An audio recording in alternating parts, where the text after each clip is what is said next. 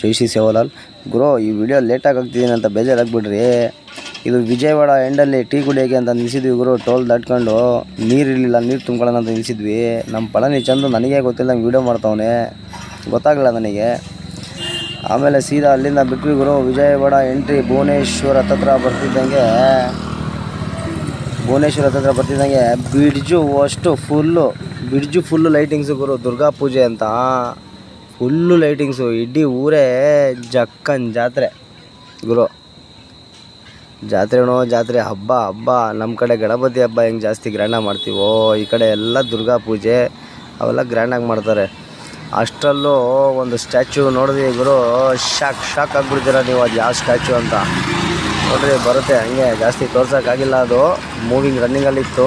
ನಮ್ಮ ಚಂದು ಕ್ಯಾಮ್ರಾಮ್ಯಾನ್ ಅವರು ನೀಟಾಗಿ ವೀಡಿಯೋ ಮಾಡಿಲ್ಲ ಅಂದರೆ ಅದಕ್ಕೆ ಅದು ಕಂಡಿಲ್ಲ ನಿಮಗೆ.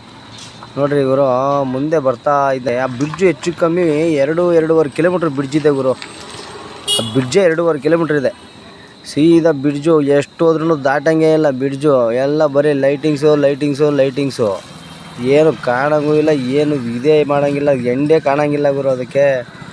ಆಮೇಲೆ ಬಂದು ಸೀದಾ ಮುಂದೆ ಬರ್ತಿದ್ದಂಗೆ ಒಂದು ಲೆಫ್ಟ್ ಸೈಡಲ್ಲಿ ಒಂದು ಸ್ಟ್ಯಾಚ್ಯೂ ಇದೆ ನೋಡ್ರಿ. ಅದು ಹೆಚ್ಚು ಕಮ್ಮಿ ಒಂದು 100 ಅಡಿ ಸ್ಟ್ಯಾಚ್ಯೂ ಅನಿಸುತ್ತೆ ನನ್ನ ಅನಿಸಿಕೆ.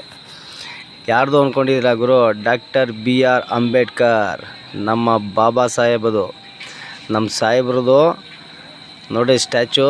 ಎಲ್ಲಿದ್ದರು ದೇವರು, ಎಲ್ಲ ಕಡೆ ಇರ್ತಾರೆ ದೇವರು.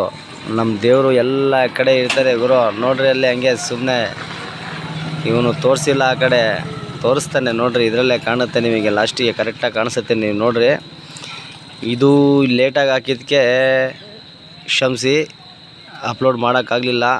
ನೋಡಿರಿ ನಮ್ಮ ಡಾಕ್ಟರ್ BR